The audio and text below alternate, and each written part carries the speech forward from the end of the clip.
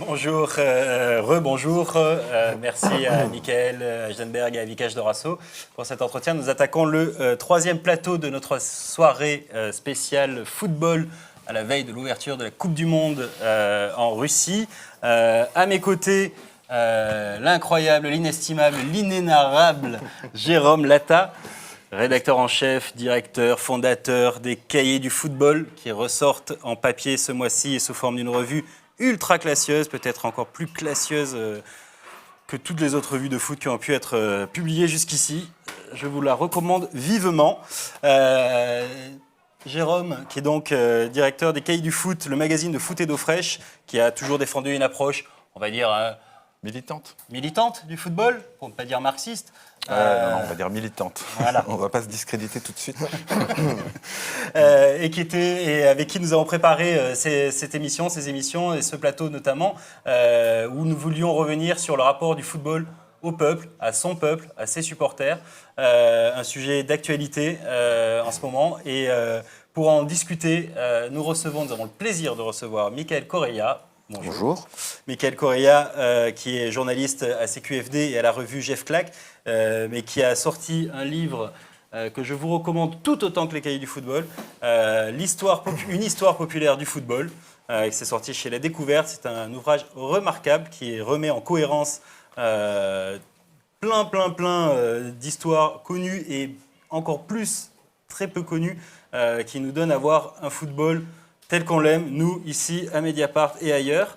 À ses côtés, Patrick Mignon, bonsoir. Bonsoir. Patrick Mignon, vous êtes sociologue à l'INSEP, spécialiste des mouvements de supporters, du supportariat en France et ailleurs. Et à vos côtés, enfin, Yann Kamensky. Alors Yann Kamensky, nous sommes aussi très heureux de vous recevoir car vous êtes un supporter ultra du club de foot allemand ô combien mythique de St. Pauli à Hambourg. Un club qu'on a, pas facilité, mais on en parlera plus dans le détail, qu'on a la facilité d'ériger comme le modèle du foot, du club populaire de gauche qui évolue en deuxième division allemande. Yann, vous travaillez également au sein du club comme une fonction géniale qu'on ne trouve peut-être pas ailleurs.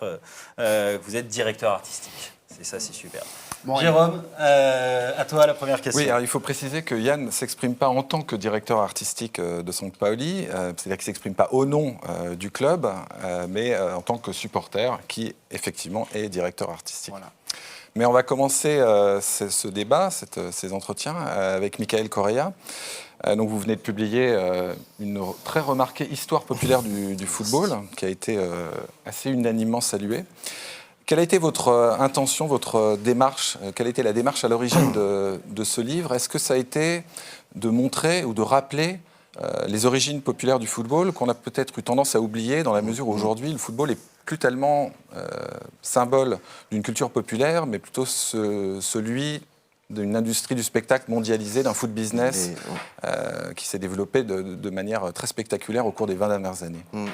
Effectivement, après, le premier geste de ce livre, c'est de dire, on dit toujours que c'est un peu les gagnants, en tout cas les dominants qui écrivent l'histoire. Et c'est vrai qu'on connaît tous un peu la grande histoire du football, qu'est-ce qu'on est par les grandes compétitions, avec ces héros légendaires comme Pelé ou Di Stefano, les grands clubs aussi, les grandes sélections nationales, etc. Mais c'est quand même une histoire qui est écrite par l'institution sportive, les fédérations ou la FIFA, et qui est au service d'une certaine vision du foot, qui est vraiment ce foot en tant que culture de masse, en tant que divertissement marchand, avec toujours la même rengaine qui est le sport, et en tout cas le football, c'est quelque chose de neutre, c'est quelque chose qui est apolitique, quoi. Moi, à l'inverse, je voulais vraiment étudier le sport en tant qu'objet culturel, en tant qu'objet politique. Et le but, c'était au contraire de lui redonner un sens, qui est vraiment un sens de l'émancipation. Le mot populaire, il n'est pas anodin, c'est vraiment le peuple. Donc, le peuple face aux élites, parce que l'histoire officielle, c'est quand même une histoire qui est écrite par les élites. Et donc, c'était vraiment de démontrer comment, dès les racines du football, dès qu'il a été standardisé, codifié au milieu du 19e siècle jusqu'à aujourd'hui, il a été à la fois déjà un creuset de résistance à travers l'histoire. Il a vraiment suivi les grands soubresauts de l'histoire.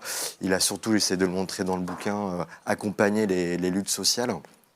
Et aussi, c'est un peu le deuxième axe du livre, comment ça a été un instrument d'émancipation en fait, pour le peuple, dans le sens où déjà c'est une pratique, jouer au football c'est quelque chose de très simple, il suffit d'un ballon, ce qu'on appelle les 17 lois du football, elles sont relativement simples et facilement appropriables. Cette pratique fait que justement c'est un langage vraiment corporel qui peut avoir rapidement un sens politique, on pourra peut-être en parler après. Donc c'est vraiment histoire de démontrer comment les différents groupes sociaux, on va dire opprimés à travers l'histoire, donc que ce soit les ouvriers britanniques à la fin du 19e siècle, que ce soit les femmes, le peuple palestinien, les jeunes des quartiers populaires, etc. Comment à chaque fois ils se sont appropriés le football pour un peu s'émanciper, s'échapper, se soustraire des logiques de domination des dominants, on va dire, pour faire simple. Et vous rappelez donc les grands moments des liens entre des mouvements émancipateurs, le mouvement ouvrier. Est-ce qu'aujourd'hui, il y a encore une actualité du football populaire? Est-ce que le football, aujourd'hui, est encore le terrain de mobilisation et d'une expression des milieux populaires? Bon, il y a beaucoup d'espace, on peut en parler pendant des heures. Après, moi, le premier truc, le dernier grand tumulte qu'il y a eu et qui a accompagné l'histoire, je pense vraiment, c'est les printemps arabes de 2011, aussi les révoltes Place Taksim en Turquie, où c'est quelque chose qui est quand même très peu connu. Les supporters ultras ont vraiment été à la pointe du mouvement, ou en tout cas, ils ont été vraiment le bras armé du mouvement révolutionnaire égyptien et aussi le bras armé, entre guillemets, du mouvement Place Taksim, quoi.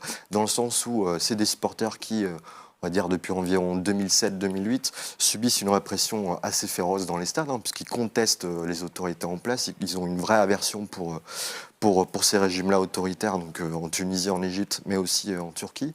Et comme ils vont se faire réprimer de façon assez brutale par la police, ils vont réagir d'une façon assez surprenante pour le régime, dans le sens où ils vont élaborer des pratiques d'autodéfense face à cette répression policière et judiciaire. Donc quand le mouvement va éclater en Égypte en janvier 2011 et quand il va éclater aussi en Turquie en mai-juin 2013, les supporters vont vraiment accompagner le mouvement et vont diffuser leurs pratiques d'autodéfense face à la police. Mais au-delà de ça, il y aura aussi d'autres choses.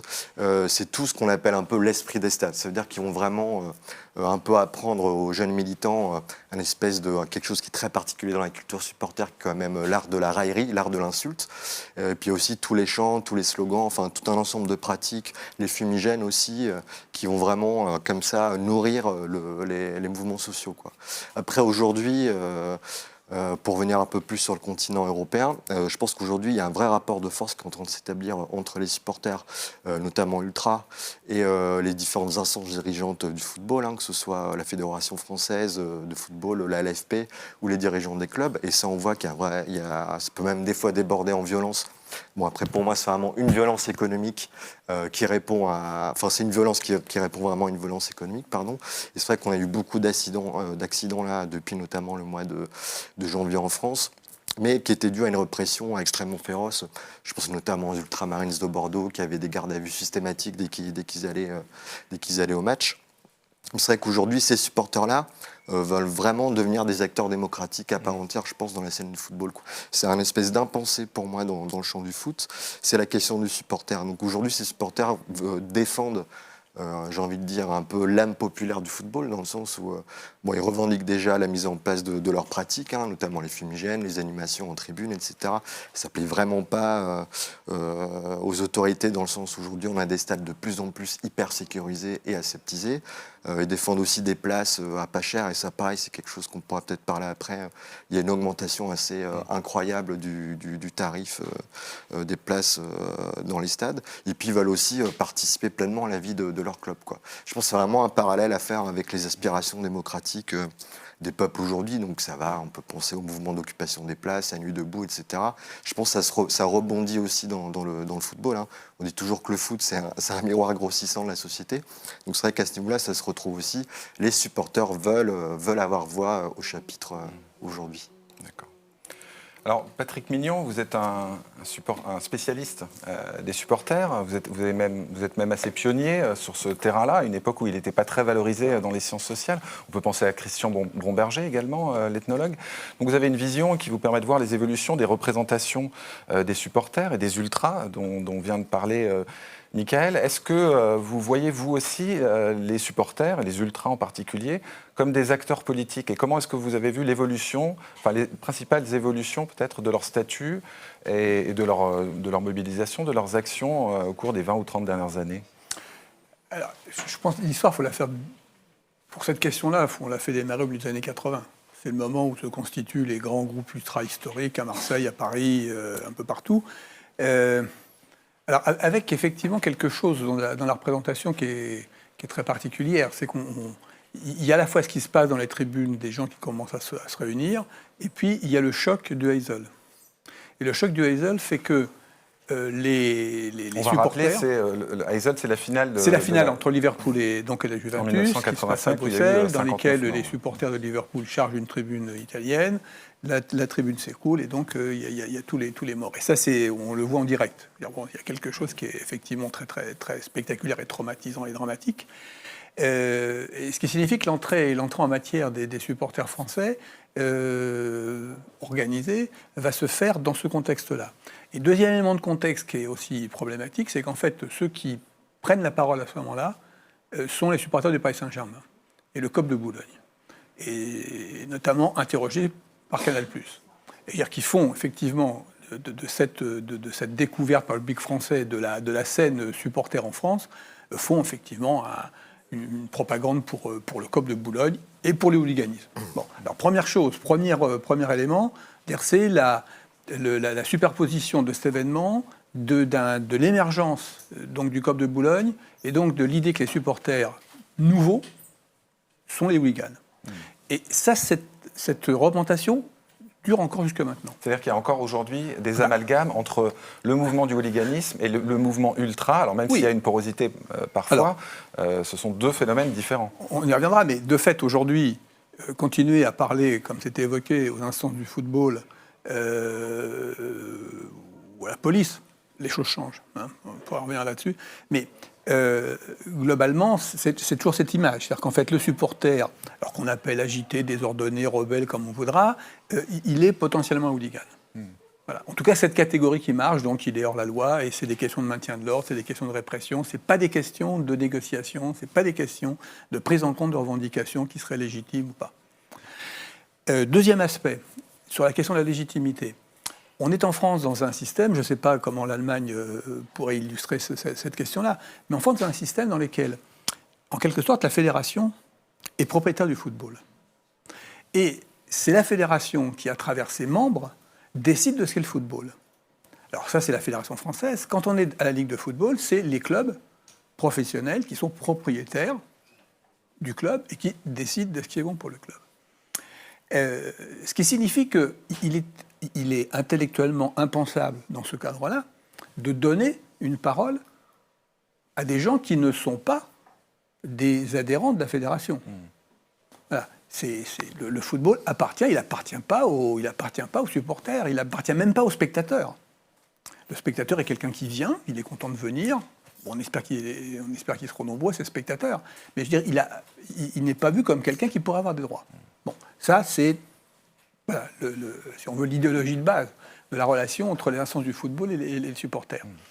Voilà, donc ça, ça veut dire qu'on a un nœud là qui est très compliqué et qui se complique encore d'autre chose. C'est qu'en fait, en France, les fédérations sportives ont une délégation de service public, ce qui signifie qu'elles sont protégées dans leur mission et garanties dans leur mission de développer leur sport par l'État, et que ça crée une sorte de division du travail entre, d'un côté, l'État qui s'occupe des questions sociales entourant le sport, et puis, bon, d'aide financière, et les fédérations qui, elles, s'occupent simplement du football, pour le cas de la Fédération française de football.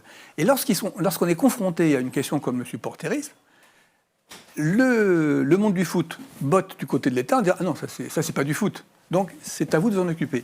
Ce qui signifie que ce côté répressif est aussi lié à finalement ce compromis qui s'est fait à la Libération en 1945 entre les fédérations et l'État, qui donne à chacun des missions, et qui permet au football non seulement de continuer à penser que les supporters, c'est une vieille histoire aussi, sont illégitimes, mais qui met du côté de l'État. Et l'État, qu'est-ce qu'il sait faire sur la question, puisque c'est des hooligans, c'est la répression.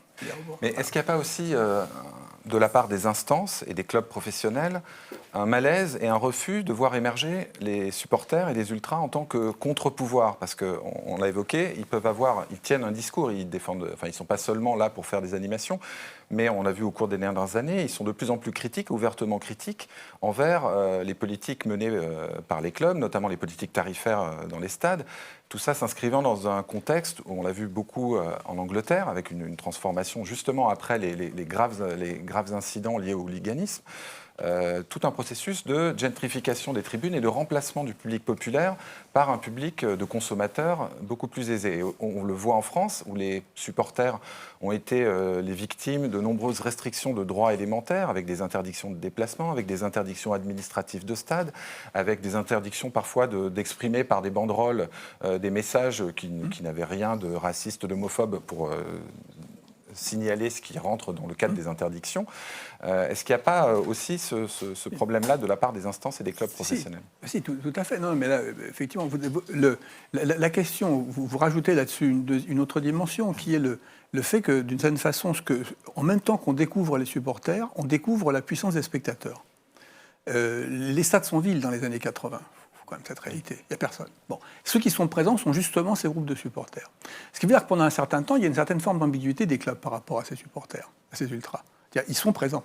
Ils sont présents. Bon.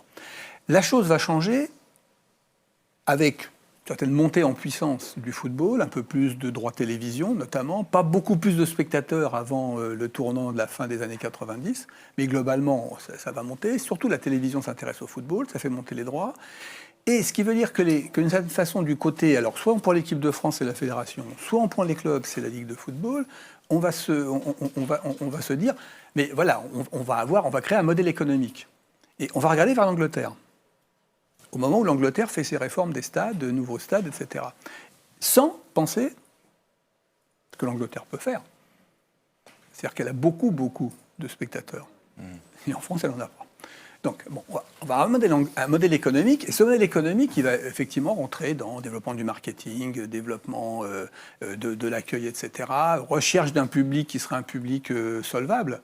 Jusqu'à maintenant, oui, le PSG et Lyon ont réussi ce coup-là. Pour les autres, c'est plus problématique.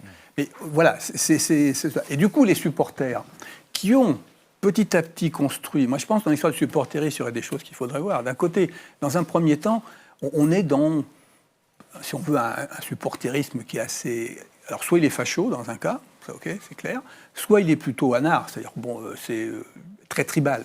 C'est un petit peu les tribus apaches les unes contre les autres au moment où la cavalerie arrive. Hein, donc, et on n'arrive pas à s'entendre, et voilà, un discours positif, constructif sur ce qu'on est, non, c'est pas intéressant. Ce qui est intéressant, c'est nous et comment on fait parler de nous. Qui se modifie, en partie parce qu'il y a une forme de maturation, parce que l'intérêt pour ce type de supporterisme gagne des gens qui viennent, apportent des idées, etc. Parce que ce contexte effectivement répressif et ce contexte de, je dirais, si on veut, de logique économique, amène du côté des ultras des sympathisants qui vont, non seulement les associations ultras, mais d'autres associations de supporters, fait de supporters plus anciens, etc., qui aussi vont faire cause commune, ce qui veut dire qu'effectivement, on va un peu structurer cette idée qu'il y a effectivement une lutte à mener pour défendre un football populaire. En même temps, la grande ambiguïté des ultras, c'est que très souvent, le peuple qui est déjà dans le stade, pour eux, il n'est pas intéressant, ce peuple.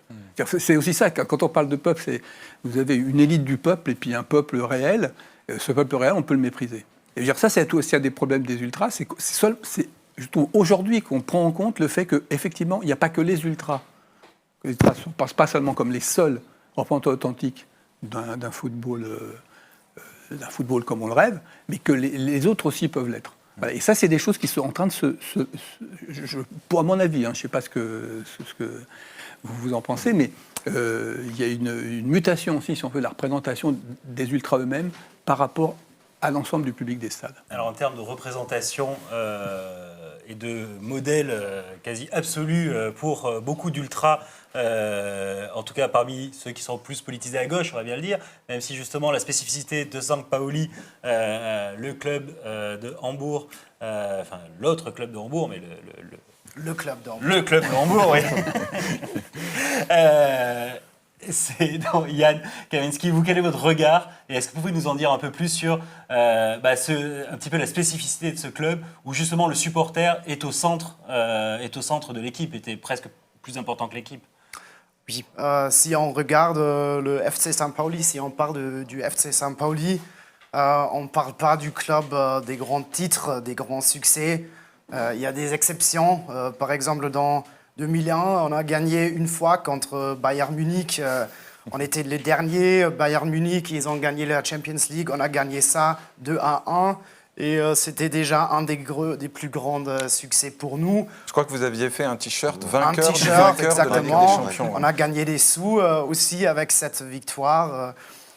C'était bien investi, mais aussi on a gagné le derby. Ça, c'est pour nous comme gagner Le derby contre le grand HSV, club riche, en tout cas, le grand de voisin Hambourg. qui est maintenant la première fois dans son histoire. Aussi dans la deuxième ligue, pour ça on a cette année le derby. Mais je ne veux pas beaucoup parler maintenant de la situation sportive de l'HSV. Mais si on parle du FC St. Pauli, on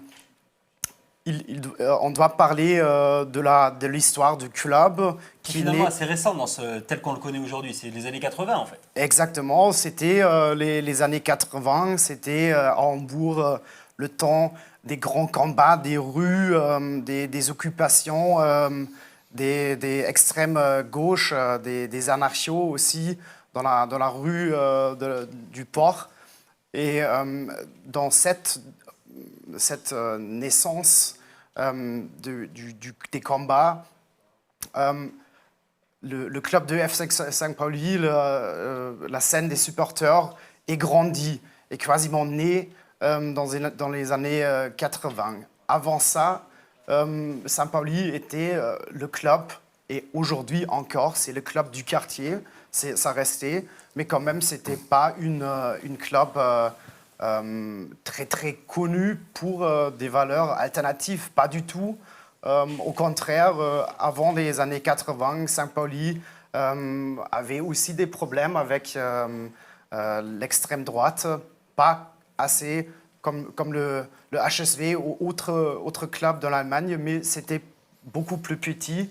Et si on parle maintenant du St. Pauli, ça rayonne et ça inspire aussi des gens, même des clubs ou des associations dans tout le monde. Dans le monde entier. Vous avez créé un réseau quasi internationaliste autour. Exactement. Autour de Et par exemple, St. Pauli, il y a 2 semaines, est allé aux États-Unis la première fois qu'un club de la 2e Bundesliga fait une tour comme Bayern ou Dortmund ou Schalke. Mais ce n'est pas à cause du succès sportif, c'est le contraire. Mais c'est les valeurs, c'est l'engagement politique, social du club. Mais ça vient de la scène des supporters. C'était les supporters qui ont donné la moirie, le logo, le deuxième logo au club, c'est le Jolly Roger, la pirate.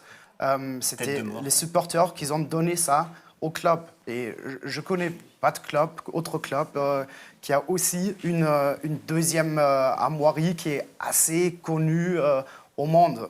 Ouais. Alors ça, c'est tout le paradoxe du St. Pauli. C'est un club qui évolue sportivement donc en 2e division la plupart du temps, mais qui est à la fois connu de manière internationale et qui est aussi connu comme une marque. Alors, est-ce qu'il n'y a pas une contradiction qui est très reconnue pour sa capacité à faire du merchandising, à vendre des produits dérivés, effectivement, dans le monde entier, autour de cette image militante de St. Pauli? Est-ce que ce n'est pas une contradiction d'être à la fois un club qui représente une alternative, une sorte de contre-modèle au foot business, et d'être à la fois très fort, finalement, dans le business, dans l'exploitation d'une marque? Ouais. À mon avis, c'est pas du tout schizophrène, c'est pas une contradiction.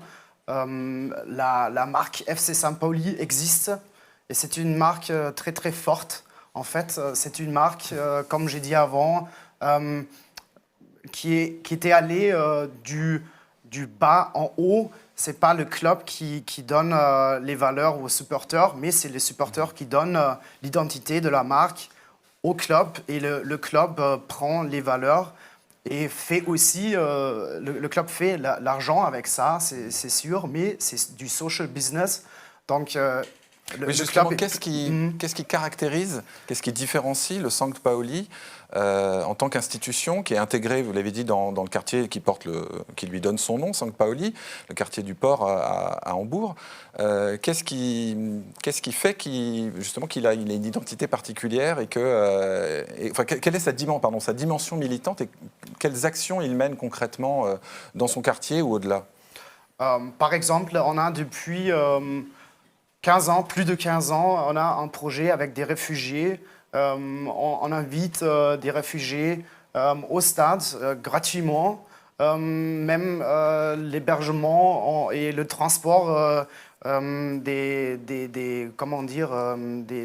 maisons d'asile, on organise ça. Et en fait, c'est plutôt la scène des supporters qui fait ça, mais supporté par le club aussi. Donc, il y a toujours l'aide du club et les chemins au club, dans la structure du club, sont très, très courts et c'est très proche. Donc, même le président du FC St. Pauli, Åke Göttlich, il est grandi à la scène des supporters. Il est proche à la scénarii et pour ça, c'est très très facile à agir. Et si on fait avec l'argent de la marque qui est vu partout au monde, à New York, à Rome, j'ai déjà vu le t-shirt Jolly Roger, mais avec l'argent, on peut agir beaucoup plus énergiquement et plus facile. Alors on voit justement des images, là il y a aussi des mobilisations contre l'homophobie, il y a je crois une sorte de règlement intérieur qui interdit aux supporters d'employer des expressions qui peuvent être sexistes ou homophobes. Oui. C'est le cas, hein? Oui, exactement. Donc St. Pauli était dans les années 80 le premier club à avoir une constitution qui donne des règles aux supporters.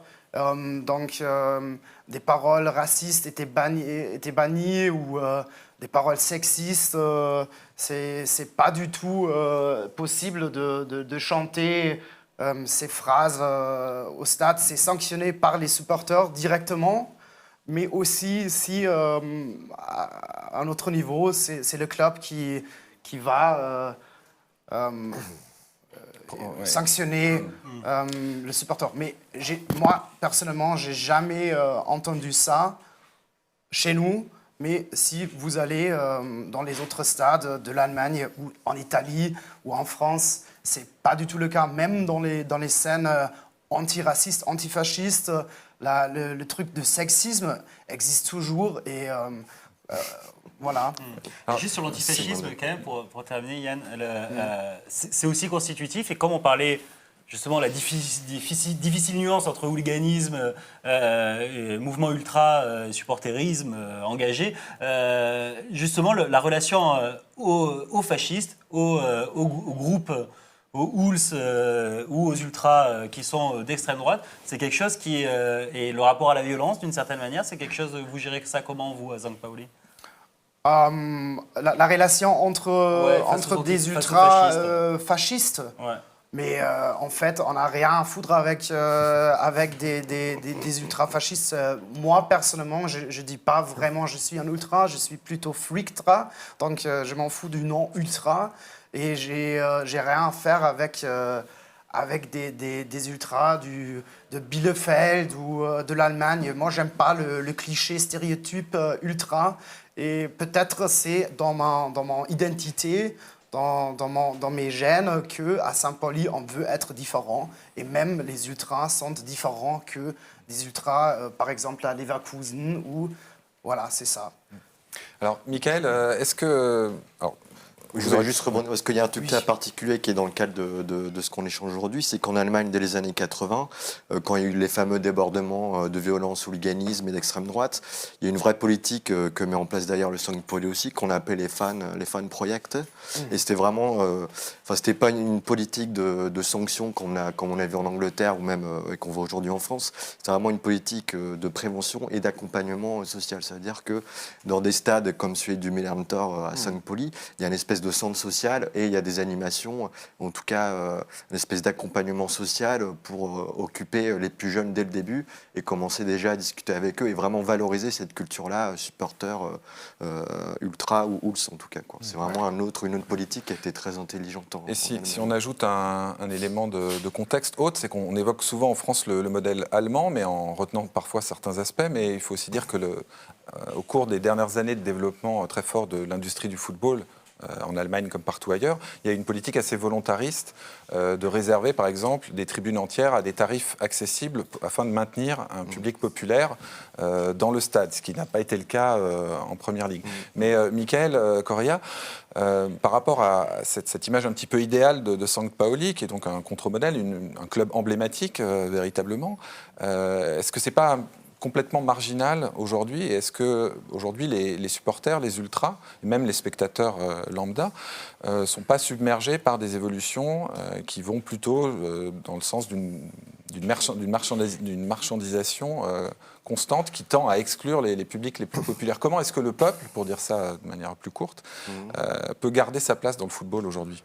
Je pense que c'est compliqué. Bon, déjà, il faut déjà distinguer le foot spectacle et le foot en tant que pratique. Je trouve que c'est vraiment important. Là, vraiment, pour parler en termes de foot spectacle, bon, aujourd'hui, c'est c'est assez morose, on va dire en France. Là, on vient de voir le milliard d'euros qui a été attribué pour les droits TV à partir de 2020 en France. Je ne pense pas que c'est de l'argent qui va ruisseler vers les clubs pour justement mettre en place des places beaucoup moins chères. Je rappelle qu'aujourd'hui, quand même, au PSG, une des places les moins chères pour aller au Parc des Princes, c'est environ 40-45 euros. C'est ça quand même aujourd'hui la réalité. Il y a quelques clubs, comme notamment Vélodrome ou à Lens, je pense qu'il y a vraiment des efforts pour faire une politique tarifaire abordable, notamment dans ce qu'on appelle les virages, les tribunes derrière les stades. Bon, après, il y a aujourd'hui vraiment une politique vraiment répressive, et là-dessus, je pense qu'on est vraiment dans une impasse. Bon, ça se traduit notamment, encore une fois, par la vidéosurveillance généralisée. Je pense aussi au fichage systématique des joueurs, des supporters, pardon. Ça, c'est quelque chose. Ce serait pas mal d'en ficher quelques-uns, je pense, des fois. Mais bref, des vignettes Panini sur pour les supporters, quand même, il y a quelque chose qui est quand même, c'est quelque chose qui a été qu'on connaît très peu en France, et encore moins dans les milieux militants de gauche. C'est quand même que les interdictions de stade, ça a été voté en 2006. Enfin, c'était élaboré en 2006, sans aucun débat parlementaire en France, quoi. Donc, c'est quelque chose qui a été validé par le ministère de l'Intérieur a posteriori. Au point que les supporters ont été vraiment les cobayes, une espèce de laboratoire de privation de droits dont on a vu qu'ils pouvaient après s'appliquer aux manifestants, aux militants de diverses causes. Même ce qui a été inscrit dans la loi sur le renseignement de 2015, on voit vraiment que ce qui a été expérimenté, ça a été expérimenté quelques années auparavant dans les stades, notamment après le fameux plan Le Prou de 2010. C'est quand il y a eu ce fameux morse entre ce qu'on parlait tout à l'heure, le COP de Boulogne, de Culture Plus Hooligans, et le virage d'Auteuil au Parc des Princes de Culture Plus Ultra. On a mis en place, pareil encore une fois, un fichage systématique de ces supporters-là. Et je rappelle encore une fois que c'est quand même une institution privée qui est le PSG qui met en place ce fichage-là et qui va être ensuite validé a posteriori par les autorités, en sachant que même la CNIL avait refusé, n'avait pas validé ça, quoi. Ensuite, aujourd'hui, on participe aussi, en termes de pratiques de répression, il y a aussi une vraie infantilisation de certains supporters. Il y a notamment la question du fumigène aujourd'hui, qui est une question quand même centrale et qui est vraiment un élément structurant dans l'animation des tribunes.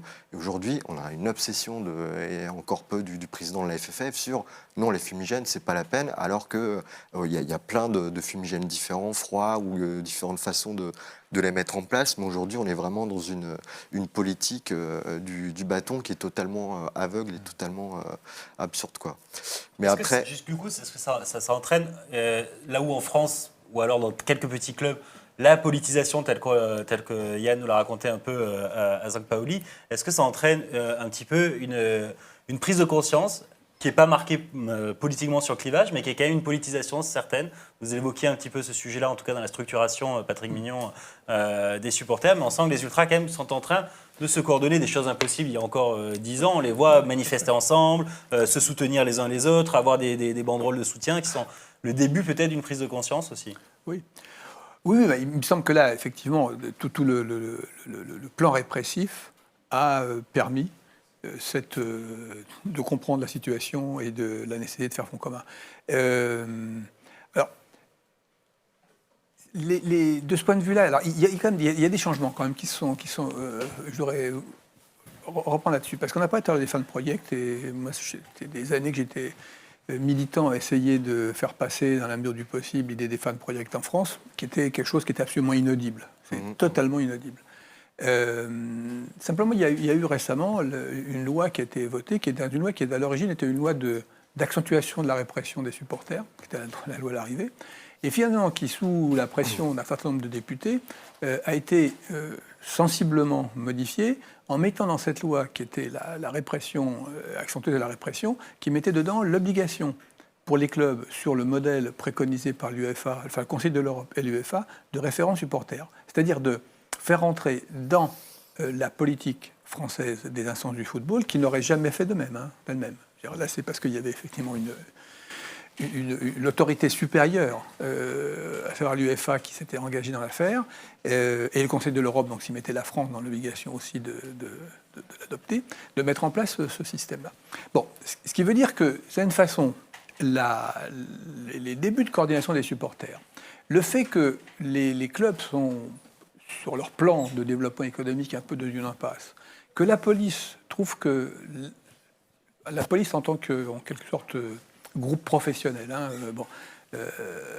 trouve que c'est un peu exagéré, tous ces déploiements de force, que ça n'a pas d'efficacité, que ça leur bouffe du temps, etc. Que les juges eux-mêmes ne comprennent pas pourquoi on va se mobiliser pour un fumigène. Franchement, c'est quoi, etc. Donc tout ça sont des questions qui finissent par passer, enfin dire, qui petit à petit rentrent dans le débat, et dans lesquels on voit effectivement du côté des policiers qui s'occupent un peu des questions du hooliganisme. On dit toujours hooliganisme d'ailleurs. Parce qu'on a une division nationale de lutte contre le hooliganisme. Il n'y a quasiment pas de hooliganisme en France, donc du coup elle s'occupe des ultras. Et je peux vous dire que moi, depuis le temps que je travaille, dès le début, c'est ce qu'ils disaient. On les connaît tous, on les connaît tous. Donc voilà. Donc pourquoi on fait ça ? Bon, on le fait parce qu'on nous demande de le faire. Je veux dire, on est discipliné, on fait ce qu'on demande de faire. Donc tout ça introduise un petit peu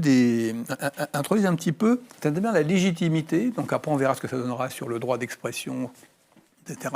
C'est pas totalement gagné, parce que les clubs sont très là-dessus. Il y a des positions extrêmement variables dans les clubs. Tout dépend un peu du rapport de force locale, finalement, aussi.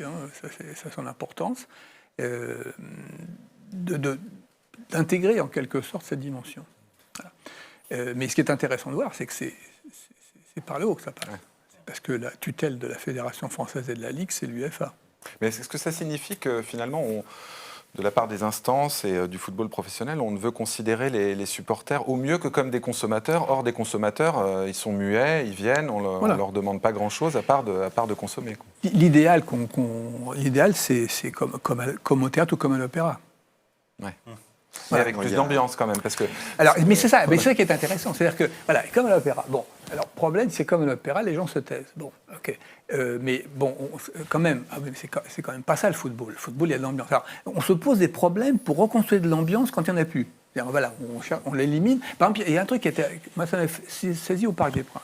Quand on est au Parc des Princes à l'époque des Ultras, il y avait, dans les deux tribunes, les bruits, etc. Donc, il y avait les mots d'ordre, etc. Ça donnait une certaine force, etc.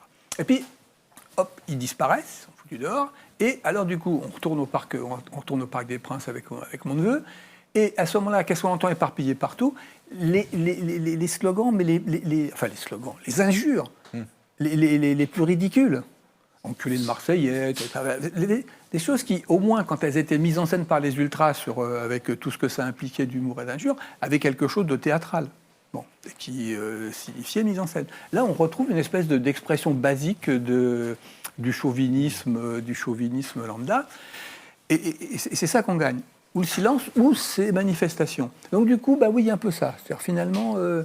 C'est un rapport très ambivalent que les ultras ont avec le foot business, parce que le foot business a besoin d'animation, qui plus est visuelle. Donc c'est vrai qu'aujourd'hui, le Parc des Princes a quand même rappelé les ultras. Il y a un collectif ultra qui est né et qui ranime les tribunes depuis quelques années. Mais de toute façon, c'est le geste même des ultras. On parlait de théâtre, c'est vraiment le théâtre. Et les ultras, c'est la particularité des ultras. On parlait vraiment de c'est quoi aujourd'hui un supporter. Il faut vraiment faire la distinction entre le spectateur et les supporters ultras. Le supporter ultra, c'est qu'il ne regarde pas le spectacle, il participe pleinement au spectacle, quoi. Son but, c'est vraiment de jouer, d'interférer sur le cours du jeu en encouragement pendant 90 minutes son équipe, en nuant l'équipe adverse, en sifflant l'adversaire, etc. Sans compter qu'il y a aussi une rivalité dans le match, une autre rivalité qui est la rivalité avec la tribune d'en face, avec les autres ultras, quoi. Mais le gros problème aussi avec la question ultra, c'est qu'il y a vraiment aujourd'hui sur le terrain 2 éthiques au fait qui s'opposent. Je pense que c'est vraiment là le nœud du problème aujourd'hui. Il y a l'éthique du fair play qui est vraiment prônée par les fédérations sportives, qui est un peu ce que disait, c'est un peu la phrase de Coubertin, l'important c'est de participer. Et voilà, on vient, ce qui compte, c'est pas vraiment le résultat, c'est vraiment le spectacle. Mais pour les ultras, ou en tout cas pour les supporters les plus fervents, c'est une autre éthique qui est en jeu. Eux rejettent clairement l'éthique du fair play.